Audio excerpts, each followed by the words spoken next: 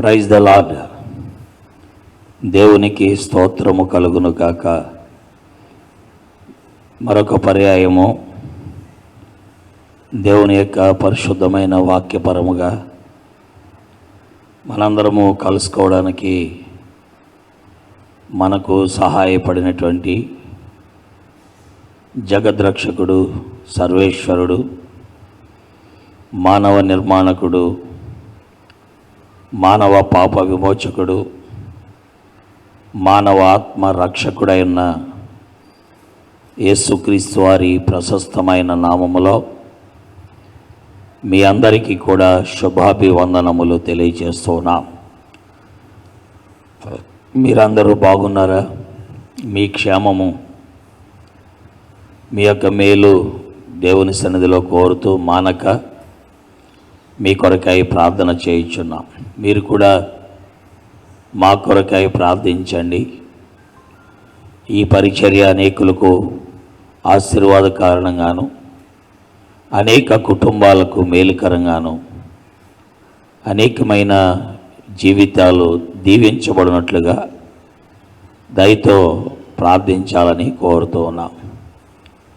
దేవుని వాక్యం ఎడల ఆసక్తి కలిగిన ప్రతి బిడ్డ దేవుని వాక్యము బాగా ప్రచురించబడినట్లుగా ప్రార్థించాలి. అనేక ఆత్మలు రక్షించబడినట్లుగా మీ వ్యక్తిగత ప్రార్థనలో జ్ఞాపకం చేసుకోవాలని మనవి చేయుచున్నాం. ఈ సమయంలో ప్రార్థనతో కూడికను ప్రారంభిస్తాం.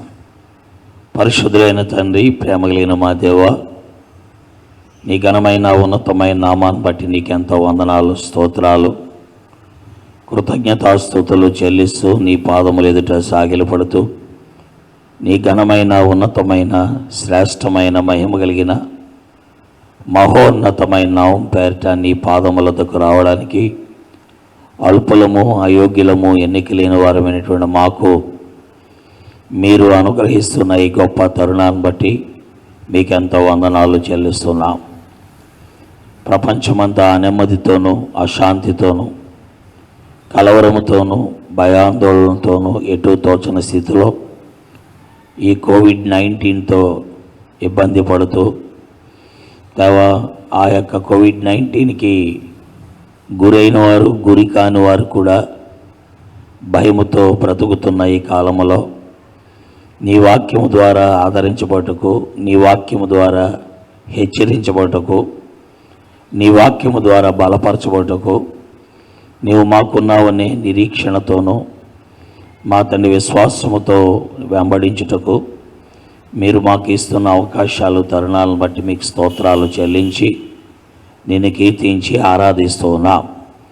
ఎంతమంది బిడ్డలు నీ వాక్యమును వినిటి యందు ఆసక్తి కలిగి వాక్యము కొరకు ఆతృతతో ఉన్నారో వారందరిని బట్టి కూడా మీకు వందనములు, స్తుతులు, స్తోత్రాలు, కృతజ్ఞతాస్తుతులు చెల్లించి నిన్ను కీర్తించి ఆరాధించి మీ నామాన్ని మహిమపరుస్తూ ఉన్నాం. తండ్రి, ఈ సమయంలో నీ పాదములకు వస్తున్నాం. మీరే నీ వాక్యము ద్వారా మాతో మాట్లాడమని, మాకు కావలసిన నీ మాటలు నీ ఆత్మ ద్వారా అనుగ్రహించి మా ఆత్మలకు క్షమాభివృద్ధి కలుగు చేసి మహిమ పొందమని యేసుక్రీస్తు వారి అత్యున్నతమైన ఘనమైన శ్రేష్టమైన నామములో స్తోత్రించి ప్రార్థించి బ్రతిమలాడి వేడుకుంటున్నాము తండ్రి. ఆమేన్. చేరు వచ్చిన ప్రియులారా, గ్రంథాలు పైకి చూపిస్తూ మనము ఒక కోరస్ పాడదాం. దయచేసి అందరూ పాడటానికి ప్రయత్నించండి. వాక్యమును యాకోబుకు తెలియచేసిన వాడని, వాక్యమును యాకోబుకు తెలియచేసిన వాడని, ఏ జనముకిలాగునా చేసి ఉండలేదని, ఏ జనముకిలాగునా చేసి ఉండలేదని దేవునికి స్తోత్రము గానము చేయుటయే మంచిది. దేవునికి స్తోత్రము గానము చేయుటయే మంచిది. ఈ సమయంలో దేవుని వాక్యములో 3 సంగతులను మనము ధ్యానము చేద్దాం. మొట్టమొదటిది దేవుని వాక్యములో యెషయా గ్రంథము 41వ అధ్యాయము 13వ వచనాన్ని మనము చదువుతాం. నీ దేవుడినైన యెహోవానగు నేను, భయపడకుము, నేను నీకు సహాయము చేసినని చెప్పుచు నీ కుడి చేతిని పట్టుకొనుచున్నాను. దేవుడి వాక్యమును దీవించి ఆస్వాదించునుగాక. మరొకసారి ప్రార్థిస్తాం. ప్రేమ కలిగిన మా తండ్రి, చదవబడిన వాక్కు ఈ సాయంకాలం ధ్యానించబోయే 3 సంగతుల్లో మొదటి సంగతి చదివాం. మీరే మమ్మల్ని బలపరిచి నడిపించి ఆయత్తపరచండి. నన్ను నీ బలమైన శిలువ చాటున దాయండి. మీ నామ ఘనత కొరకై సమయాన్ని మేలుకరంగా ఆశీర్వాదకరంగా మార్చి మహిమ ఘనత ప్రభావాలు పొందండి. మాట్లాడువాడు నీ ఆత్మ అయితే చేరువచ్చిన ప్రతి ఒక్కరికి కూడా ఆశీర్వాదం మేలు కలుగుతుంది. కాబట్టి నీ కార్యమును చేసి మహిమ పొందమని నన్ను నీ శిలువ చాటుకు తెచ్చుకుంటూ యేసుక్రీస్తు వారి దివ్యనామములో ప్రార్థిస్తున్నాము తండ్రి, ఆమేన్. ప్రియులారా, దేవుని వాక్యములో 3 సంగతులు ధ్యానం చేద్దామని చెప్పుకున్నాం. అందులో మొదటి సంగతి ఇదే. ఇక్కడ దేవుని వాక్యములో మనము చూస్తున్నాం. ఈ 3 సంగతులు కూడా మనము చూస్తుంటే మానవుడు చేయకూడనటువంటి సంగతులే, లేక వాటిని అనుసరించకూడనటువంటి పరిస్థితులు. అందులో మొదటిది భయపడకము, రెండవది వ్యసన పడకము, మూడవది ధైర్యము విడవకము.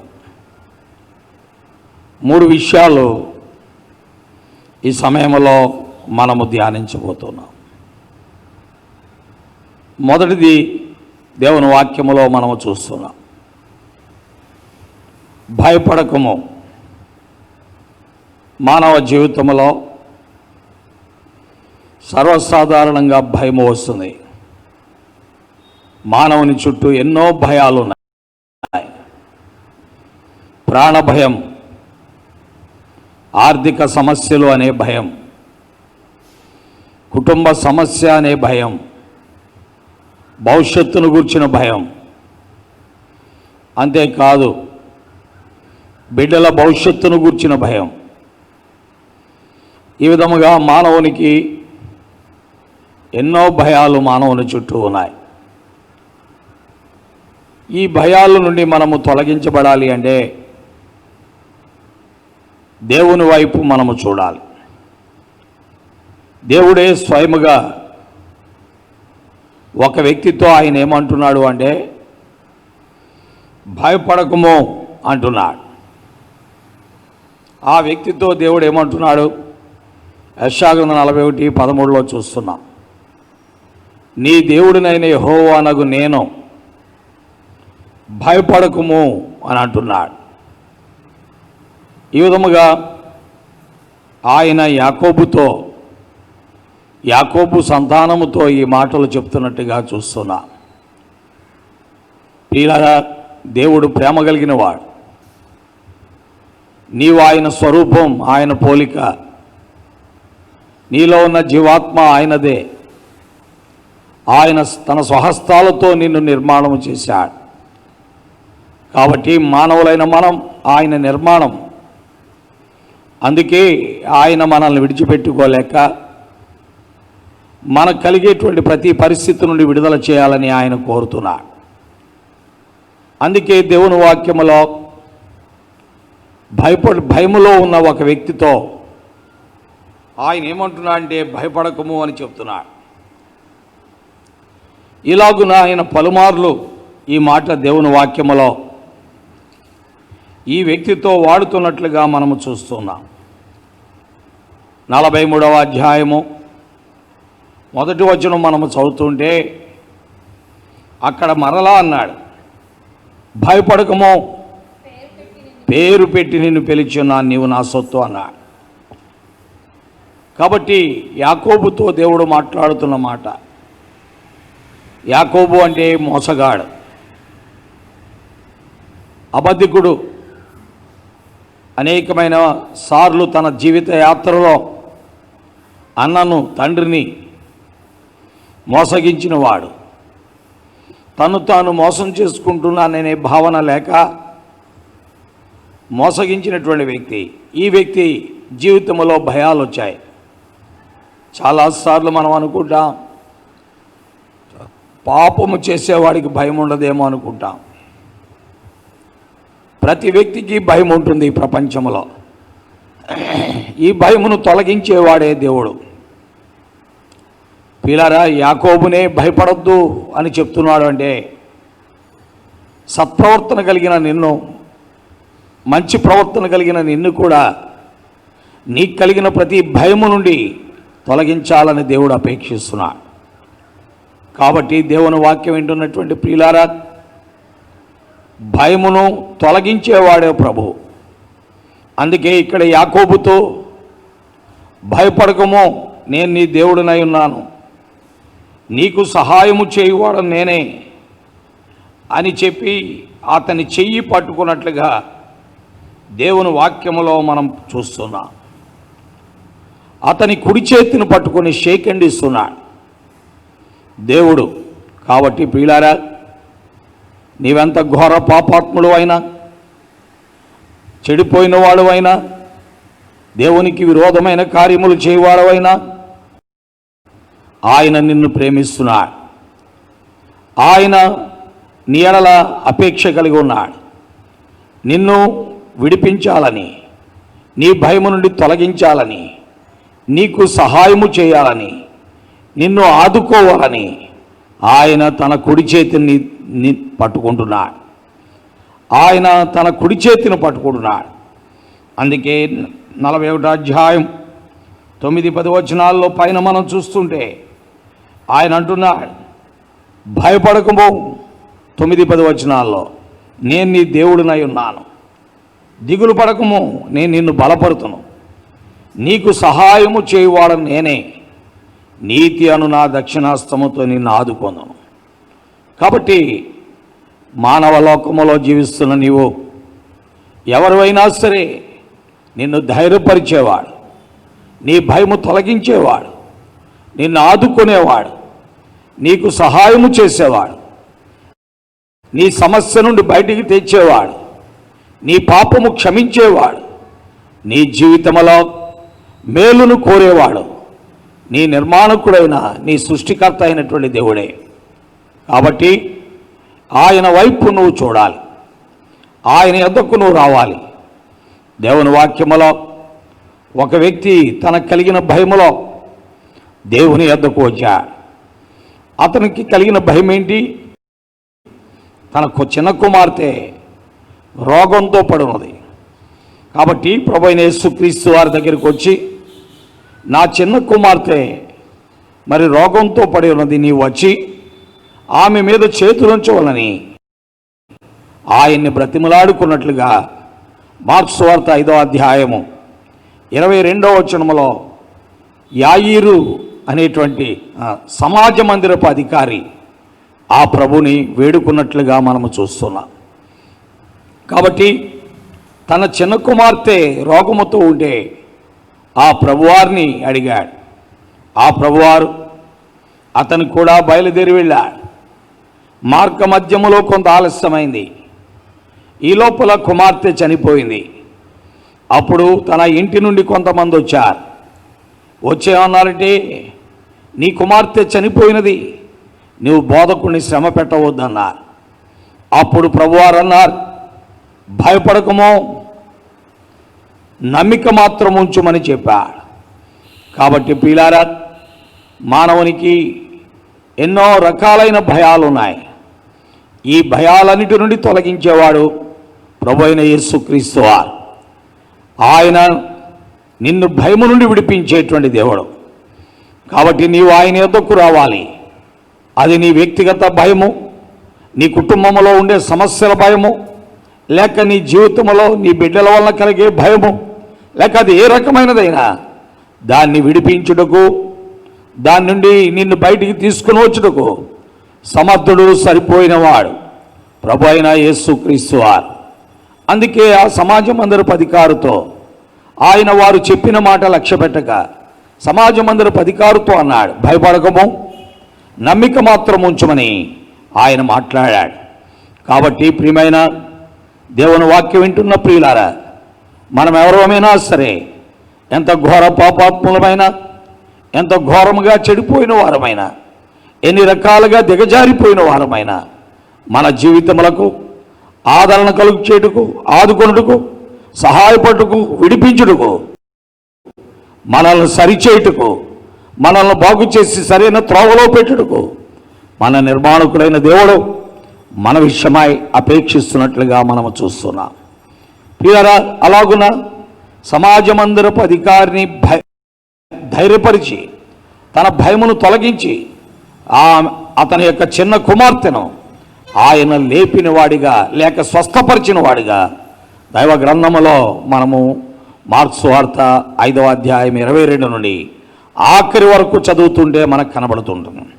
కాబట్టి దేవుని వాక్యం వింటున్న బిడ్డలారా, గ్రహిద్దాం, ప్రభువు ఆదుకునేవాడే, ఆ ప్రభువైన యేసుక్రీస్తు వారు భయము తొలగించేవాడే, ఆ ప్రభువైన యేసుక్రీస్తు వారు సహాయపడేవాడే, ఆ ప్రభువైన యేసుక్రీస్తు వారు ఆదుకునేవాడే, ఆ ప్రభువైన యేసుక్రీస్తు వారు నీ కుడి చేతిని పట్టుకునేవాడే, ఆ ప్రభువైన యేసుక్రీస్తు వారు నీ వద్దకు వచ్చి నిన్ను మరి నిర్వహించేవాడే.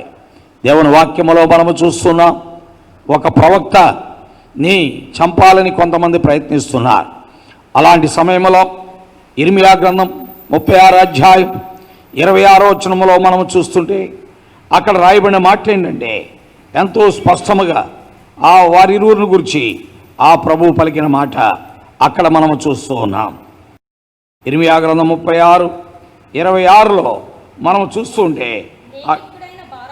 అక్కడ రాయబడిన మాట ఏంటంటే, ఎంతో భయము వారితో ఉన్నది, అప్పుడు యెహోవా వారిని దాచెను అని ఆఖరి మాటలో మనము చూస్తున్నాం. కాబట్టి వారి మీదకు వచ్చే ఆపదలో వారిని దాచి కాపాడిన వాడు ప్రభు అయిన దేవుడే. కాబట్టి నమ్ముదాం, విశ్వాసం ఉంచుదాం, ఆ ప్రభు యొద్దకు వద్దాం. ఎంతకాలం ఆ ప్రభువును కాదని తిరుగుతావు?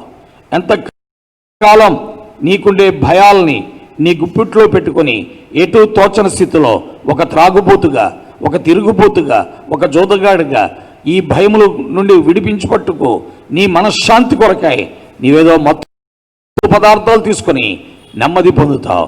వీటన్నిటి నుండి విడిపించి నిన్ను బాగు చేయవాడు ప్రభు అయిన యేసుక్రీస్తు వారు ఒక్కడే. కాబట్టి ఆయన దగ్గరికి వద్దాం, ఆయన నీకు ఎంతో ప్రశాంతతనిచ్చేవాడు. అందుకే భయాలతో ఉన్న, ఆందోళనతో ఉన్న, కలవరములతో ఉన్న, కలతలతో ఉన్న వ్యక్తులను ఆయన పిలుస్తున్నాడు. ప్రయాసపడి భారం మోసుకుంటున్న సమస్త జనులారా నా యొద్దకు రండి, నేను మీకు విశ్రాంతి కలుగు చేస్తానని మత్తయి సువార్త 11వ అధ్యాయం 28వ వచనములో ఆయన ఆహ్వానిస్తున్నాడు. కాబట్టి ఎవరు ఆయన దగ్గరకు వస్తారో వారికి మేలు జరుగుద్ది, క్షేమము కలుగుద్ది, ఆదరణ కలుగుద్ది, వారు ఆదుకోబడతారు, వారు సహాయం పొందుతారు, వారు విడిపించబడతారు. కాబట్టి ప్రభువైన యేసుక్రీస్తు వారి దగ్గరికి మనము వద్దాం, ఆయన వైపు మనము చూద్దాం. ఆయన మనకు సహాయకుడు, ఆయన మనల్ని విడిపించేటువంటి వాడు. దేవుని వాక్యములో ఇది మొదటిది. అందుకనే ఫియర్ నాట్ అన్నాడు, భయపడకుము అని ఆయన పలికాడు. రెండవది దేవుని వాక్యములో రెండో విషయాన్ని మనము చూస్తాం. అది కీర్తనల గ్రంథము 37వ అధ్యాయము 1వ వచనములో మనము చూస్తున్నాం. ఏమని రాయబడింది? వ్యసన పడకము అని రాయబడింది. దీన్ని ఇంగ్లీష్లో ఏమన్నారంటే ఫ్రెట్ నాట్ అన్నారు. FRETNOT నాట్, ఫ్రెట్ నాట్ అన్నారు. కాబట్టి ఫియర్ నాట్ అనేవాడు దేవుడే, ఫియర్ నాట్ అనేవాడు ఆ ప్రభువే, భయపడకము అని నిన్ను ధైర్యపరిచేవాడు ఆ ప్రభువే. అలాగే ఫ్రెట్ నాట్ అంటే వ్యసన పడకము అని నీతో మాట్లాడేవాడు కూడా ఆ ప్రభువే. కాబట్టి రెండవది ఏంటంటే వ్యసన పడకము. వ్యసనం అనేది ఎప్పుడు వస్తుంది?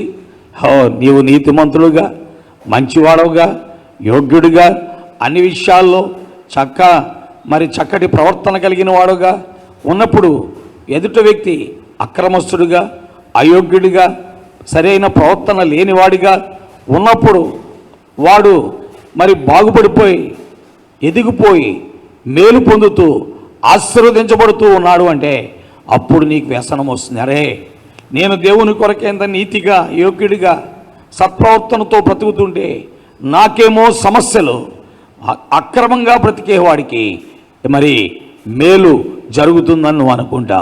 అప్పుడే నీ జీవితంలో వ్యసనం వస్తుంది. అందుకే 37వ అధ్యాయం 1వ వచనములో మనం చూస్తున్నాం, చెడ్డవారిని చూచి వ్యసన పడకము, దుష్కార్యములు చేయువారిని చూచి మత్సర పడకము.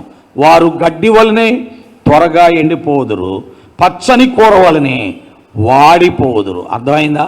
కాబట్టి పిల్లారా, నీ జీవితంలో వ్యసన పడకు.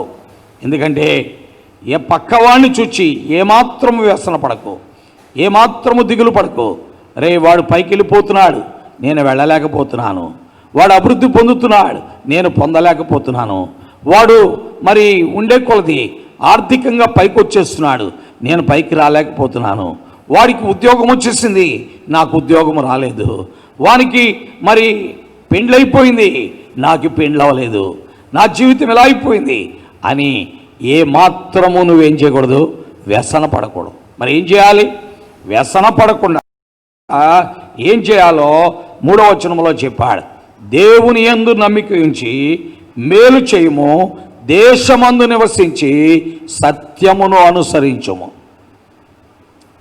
కాబట్టి వ్యసన పడకుండా నువ్వు చేయాల్సిన పని ఏంటంటే దేవుని యందు నమ్మిక ఉంచాలి. కాబట్టి ప్రియులారా, భయపడకుండా ఉండాలి అంటే నువ్వు చేయాల్సిన పని ఏంటంటే భయపడకము అని నీతో చెప్పిన వాని యందు నువ్వు నమ్మిక ఉంచి, ఆయన నిన్ను ఆదుకునేవాడని, విడిపించేవాడని, సహాయకుడని, నీ కుడి చేతిని బట్టి లేవనెత్తేవాడని ఆయన యందు నమ్మిక ఉంచాలి.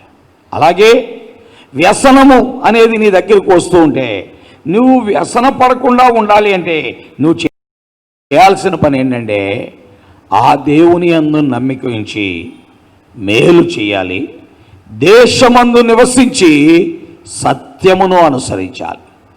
దేవుని వాక్యం వింటున్న బిడ్డలారా, మనం ఇది గ్రహించవలసిన వారం కూడా.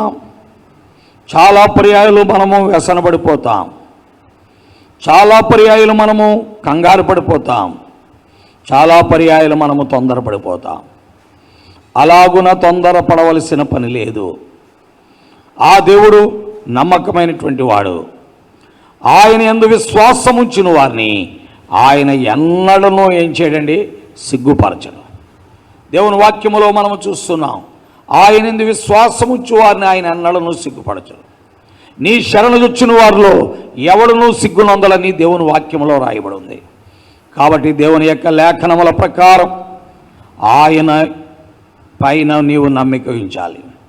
అందుకే 37:3లో మనం చదువుతున్నాం, ఆ దేవుని యందు నమ్మిక ఉంచి మేలు చేయము, దేశమందు నివసించి సత్యమును అనుసరించి. ఒకవేళ నువ్వు నీతివంతుడుగా, బలహీనుడిగా, ఎంతో యోగ్యమైన ప్రవర్తన కలిగిన వాడుగా నీవున్నావు, అయితే నీకేమీ లాభం కలగట్లా, మేలు కలగట్లా, అభివృద్ధి కలగట్లా, నీకు క్షేమం కలగట్లా, కంగారు పడవాకు. ఎందుకని? దేవుని వాక్యములో మనం చూస్తున్నాం, అవతల వ్యక్తికి ఎన్నో మేలు జరిగిపోతున్నాయి. నీకు జరగట్లేదని నువ్వేమీ కంగారు పడద్దు. దేవుని వాక్యములో మనము చూస్తున్న ఇదే అధ్యాయములో ఏమని రాయబడింది స్పష్టముగా దేవుని వాక్యములో మనము చూడగలం. ఎంతో స్పష్టముగా ఆయన చెబుతున్న మాట మనము 15వ వచనంలో చూస్తున్నాం. ఏమని రాయబడింది 16లో, నీతిమంతునికి కలిగినది కొంచెమైనను బహుమంది భక్తిహీనులకున్న ధన సమృద్ధి కంటే శ్రేష్టం. కాబట్టి అవతల వ్యక్తికి అన్నీ ఉన్నాయి, కాబట్టి నువ్వేమవుతావు అంటే వ్యసన పడతావు. అయితే ప్రభు యందు నమ్మిక ఉంచి సత్యమును అనుసరిస్తున్న నీకు ఒకవేళ కొద్దిగానే ఉండొచ్చు, నీతిమంతునికి కలిగినది కొంచెమైనను బహుమంది భక్తిహీనులకున్న ధన సమృద్ధి కంటే శ్రేష్టం. కాబట్టి ఆయనకు అసాధ్యమైంది లేదు. కాబట్టి ఆయన ఎందు విశ్వాసం ఉంచు. ఆయన ఎందు విశ్వాసం ఉంచువాడు ఎన్నడను సిగ్గునందలని లేఖనాల్లో మనం చదువుతున్నాం. కాబట్టి దేవుని వాక్యం వింటున్న బిడ్డలారా, రెండవది అదే, వ్యసన పడకూడదు. దేవుని వాక్యములో ఒక వ్యక్తిని ఉదాహరణగా మనం తీసుకోవచ్చు. ఆయన ఎవరంటే యోసేపు. ఆయన ఎంతో మంచి ప్రవర్తన కలిగిన వాడు.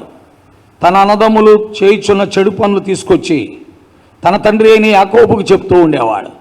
దానివలన అన్నదమ్ములకు తమ్ముడు అయినటువంటి యోసేపు పైన అసూయ ఏర్పడింది.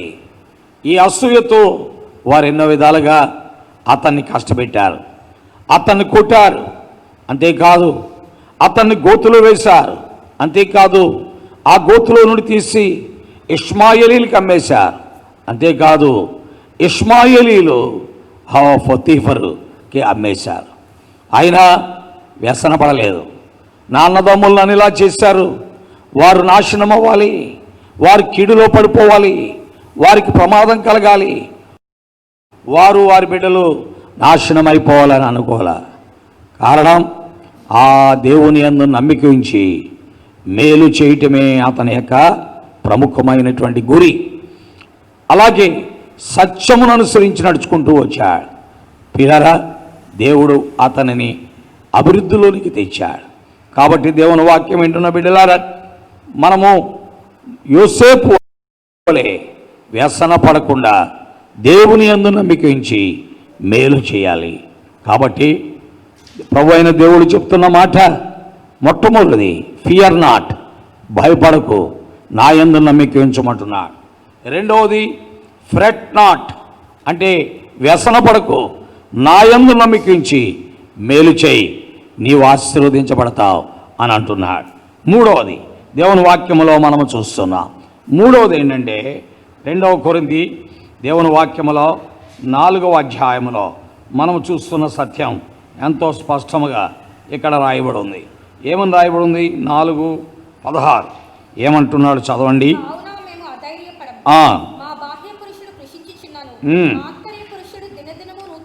పిల్లరా, ఇక్కడ మనం చూస్తున్న మాట ఏంటంటే వీరు దేవుని యందు నమ్మిక ఉంచి అధైర్యపడట్లేదట. అంటే దేవర్ ఫెయింట్ నాట్ అంటే వారు కృంగిపోవట్లా, లేక జారిపోవట్లా, లేక తొలగిపోవట్లా, లేక దేవునికి దూరం అయిపోవట్లా. అర్థమైందా? మనమైతే కృంగిపోతాం, మనమైతే జారిపోతాం, మనమైతే తొలగిపోతాం, మనమైతే ఆ దేవుణ్ణి విడిచిపెట్టి వెళ్ళిపోతాం. వారి జీవితంలో ఏమని రాయబడింది? మేము ఆధైర్యపడం. వారికి ఎన్నో ఇబ్బందులు, శ్రమలు, కష్టాలు ఉన్నాయి, ఎన్నో ఇబ్బందులు ఉన్నాయి. పౌలు యొక్క జీవితంలో మనము చూస్తున్నాం ఎన్నో సమస్యలు ఉన్నాయి పౌలు యొక్క జీవితంలో. అయినా పౌలు అంటున్నాడు, రోమాపత్రిక 8వ అధ్యాయం 18వ వచనములో ఏమంటున్నా అంటే దేవుని వాక్యములో మనం చూస్తున్నాం స్పష్టముగా ఆయన మాట్లాడుతూ అన్నమాట ఏంటంటే, మన ఎడల ప్రత్యక్షము కాబోవు మహిమ ఎదుట ఇప్పటి కాలపు శ్రమలు ఎన్నదగినవి కావని ఎంచుకొనుచున్నాము. కాబట్టి పౌలు యొక్క జీవితంలో శ్రమ ఉంది, కష్టం ఉంది, బాధ ఉంది, ఇబ్బంది ఉంది, శరీరంలో అనారోగ్యత ఉంది, బాహ్య పురుషుడు కృషిస్తూ ఉన్నాడు. అయినా ధైర్యము చెడిపోవట్లేదు. Faint not. కాబట్టి పిల్లరా, ప్రభువునందు నమ్మికించువాడు ఫియర్ నాట్, భయపడడు. ప్రభు యందు నమ్మికించినవాడు ఫ్రెట్ నాట్, అంటే వ్యసనపడడు. ప్రభు యందు నమ్మికించినవాడు ఫెయింట్ నాట్, అంటే అధైర్యపడడు. అందుకే దేవుని వాక్యములో మనము చూస్తున్న విషయం అదే. కావున మేము అధైర్యపడం, మా బాహ్య పురుషుడు కృషించుచున్నను, ఆంతర్య పురుషుడు దినదినము నూతనపరచబడుచున్నాడు. మేము దృశ్యమైన వాటిని చూడక అదృశ్యమైన వాటిని నిదానించి చూచున్నాము. కనుక క్షణమాత్రముండు మా చులకని శ్రమ. చూసారా, పౌలు యొక్క జీవితంలో దేవుని యందలి విశ్వాసముతో తనకు కలిగినటువంటి శ్రమను ఎలాగ ఎంచుకుంటున్నాడంటే, క్షణమాత్రముండే మా చులకని శ్రమ అని ఎంచుకుంటున్నాడు. క్షణమాత్రముండే మా చులకని శ్రమ మా కొరకు అంతకంతకు ఎక్కువైన మహిమా భారాన్ని కలుగు చేయుచున్నది అని ఆయన మాట్లాడుతున్నాడు. కాబట్టి దేవుని యొక్క పరిశుద్ధమైన వాక్యం వింటున్నటువంటి ప్రియులారా, దేవుని యొక్క లేఖనముల్లో నిత్యమైన మహిమా భారమును అతడు పొందటానికి కారణం ఒకటే, అధైర్యపడనటువంటి స్థితి, దేవుని వైపు చూస్తున్నటువంటి స్థితి, దేవుని పైన నమ్మికించినటువంటి స్థితి. ఆ దేవుడున్నాడు, ఆయనకి తెలియకుండా ఏది జరగదు, ఆయన సమస్తము ఎరిగినవాడు, ఆయన అనుమతి లేకుండా మాకేది సంభవించదు అని అనుకుంటూ కేవలం దేవుని వైపు చూస్తున్న దైవికమైన దైవజనుడు ఎవరంటే అపోస్తులుడైనటువంటి పౌలు. కాబట్టి దేవుని వాక్యం వింటున్న ప్రియులారా, మన జీవితములలో కలిగే ఆయా పరిస్థితులు, అనుభవాలు, శ్రమలు, అననుకూలమైన పరిస్థితులు, ఈనాడు మనం ఎదుర్కొన్న కోవిడ్-19 కరోనా ఎంతో భయంకరంగా ఉంది. అది ఎలాగొస్తుందో, ఎవరికి వస్తుందో, ఏ రూపంలో వస్తుందో, ఎలాగున మనుషులను తాకుతుందో తెలియట్లేదు. దినదినము కూడా కేసులు పెరుగుతూ ఉన్నాయి. అయితే మనము చేయాల్సిన పని అధైర్యపడక ఆ దేవుని యందు నమ్మికించి ఈ శ్రమలో, ఈ అనుభవములో ఆ ప్రభు వైపు మనము చూడాలి, ఆ ప్రభువు పైన మనము ఆధారపడాలి. అందుకనే ప్రియులారా, దేవుని వాక్యములో అనేక మంది శ్రమలలో, కష్టములలో, ఇబ్బందులలో, ఇరుకులలో, అననుకూల పరిస్థితులలో, మరి వ్యతిరేక్తమైన అనుభవాల్లో ఆ దేవుని తట్టు చూచినట్లుగా మనము చూస్తున్నాం. పౌలు యొక్క అనుభవం కూడా అదే. మరి తనకు కలిగిన శ్రమలలో ఆ ప్రభు తట్టు చూచాడు, ఆ ప్రభు పైన ఆధారపడ్డాడు. అపోస్తుల కార్యములు 14 అధ్యాయములో రాళ్ళు రువి కొట్టారు. అపోస్తుల కార్యములు 16 అధ్యాయములో చొక్కాయి తీసి బెత్తాలతో కొట్టారు. ఈ విధముగా అనేకమైన అనుభవాలు గుండా పౌలు వెళ్ళాడు. పలుమార్లు జాగారములతో ఉన్నాడు, పలుమార్లు శ్రమలతో ఉన్నాడు, పలుమార్లు వాడ పగిలిన ఇబ్బందుల్లో ఉన్నాడు. కాబట్టి ఎన్నో అనుభవాలు తనకు వచ్చాయి. అయినా తను అంటున్నాడు, ఈ అనుభవాలన్నింటినీ మీరు దేవుని వాక్యములో చూడాలి అంటే, దేవుని వాక్యములో 8వ అధ్యాయంలో మీరు వీటన్నిటినీ చూడగలరు. ఎన్నో రకములుగా ఆయన దేవుని వాక్యములో కొరింథీయులకు రాసిన పత్రికలో ఎన్ని అనుభవాలు గుండా ఆయన వెళ్ళాడనేది స్పష్టముగా దేవుని వాక్యములో మనము చూడగలం. కాబట్టి ప్రియమైన దేవుని వాక్యం వింటున్న బిడ్డలారా, ప్రభు యొక్క వాక్య ప్రకారం మనము ఆయన పరిశుద్ధమైన మార్గములో మనము నడుచుకోవాల్సినటువంటి వారముగా ఉన్నాం. ఆయనకు మనల్ని మనము అప్పగించుకోవాలి. అందుకనే 2 కొరింథీ 11 అధ్యాయం 24వ వచనం నుండి మనం చూస్తుంటే, లేక 23వ వచనం నుండి మనం చూస్తుంటే ఎన్ని శ్రమల గుండా తను వెళ్ళాడు అనేది మనకు కనబడుతుంది. అయితే ఈ అనుభవాలన్నిటిలో పౌలు ఎవరి వైపు చూస్తున్నాడు? దేవుని వైపే చూస్తున్నాడు. విశ్వాసమును కర్త, దాన్ని కొనసాగించే యేసు వైపు చూడటం వల్ల అతడు ధైర్యాన్ని కోల్పోవట్లేదు. అందుకనే మేము అధైర్యపడము, మా బాహ్య పురుషుడు కృషించున్న మా ఆంతర్య పురుషుడు దినదినము నూతన పరచబడుచున్నాడు. క్షణమాత్రం ఉండే మా చులకన శ్రమ మాకంతకంతకు నిత్యమైన మహిమాభారాన్ని కలుగు చేయుచున్నది. కారణం, మేము దృశ్యమైన వాటిని చూడక అదృశ్యమైన వాటి అందే లక్ష్యం ఉంచుచున్నాం అన్నాడు. కాబట్టి దేవుని వాక్యం వింటున్న బిడ్డలారా, ఎప్పుడైతే మనం ప్రభువును చూస్తామో, ప్రభు వైపు చూస్తామో, మనకు కలిగే ప్రతీదీ కూడా శ్రమగా, ఇబ్బందిగా, కష్టముగా, ఇరుకుగా కనబడదని మీకు మనవి చేస్తూ ఉన్నాం. కాబట్టి దేవుని వాక్య ప్రకారం 3 సంగతులు ఈ సాయంకాలం మనం చూచాం. మొట్టమొదటిది, భయపడకు, దేవుని యందు నమ్మిక ఉంచు. రెండవది, వ్యసనపడకు, ఆయన యందు నమ్మిక ఉంచి మేలు చేయి, సత్యమును అనుసరించి నడుచుకో. మూడవది, అధైర్యపడకు, ఆయన వైపు చూడు. ఆ ప్రభు విశ్వాసమును కర్త, దాన్ని కొనసాగించే వైపు చూస్తే నీకు కలిగే శ్రమలు, బాధలు, కష్టములు, ఇరుకులు, ఇబ్బందులు, ఉపద్రవములు, వీటన్నిటిలో నీవు ధైర్యంగా ఉండి ముందుకు సాగిపోతావు. కాబట్టి fear not, fret not and faint not. ప్రభువునందు భయపడకు, వ్యసనపడకు, అధైర్యపడకు. ప్రభు అయిన యేసుక్రీస్తునందు విశ్వాసం ఉంచు. ఆయన నీకు సహాయం చేస్తాడు. నువ్వు రక్షించబడ్డావా? నువ్వు ప్రభుని ఎరిగావా? ప్రభు యొద్దకు వచ్చావా? నీ యొక్క ఆత్మ పాప మరణ నియమముల నుండి కడగబడిందా? ఒకవేళ కాకపోతే ఈ సాయంకాలం మరొకసారి ప్రభు నిన్ను హెచ్చరిస్తున్నాడు. ఆయన యొద్దకు నువ్వు రావాలి. నీ పాపమును క్షమించేవాడు, నిన్ను కడిగేవాడు, నిన్ను శుద్ధి చేసేవాడు. ఆయన యందు నమ్మికించుడు ద్వారా నీ భయాలు తొలగిపోతాయి, నీ వ్యసనాలు విడిపోతాయి. అంతేకాదు, నీవు అధైర్యపడక ధైర్యంతో ముందుకు వెళ్ళిపోతావు. ప్రభు తన వాక్యమును మన గ్రహింపులోనికి తెచ్చి ఆయనను వెంబడించినట్లుగా సహాయము చేయునుగాక. ఆమేన్. ప్రార్థిస్తాం.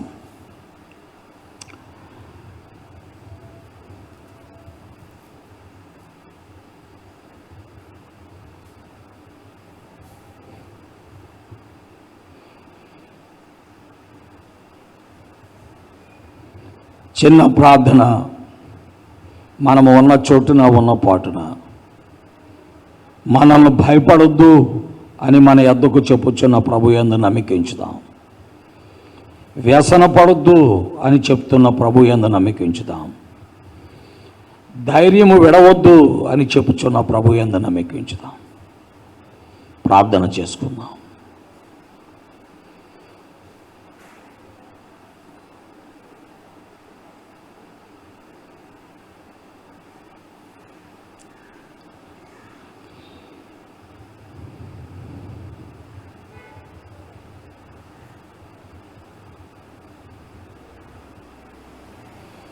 పరిశుద్ధులైన మా తండ్రి,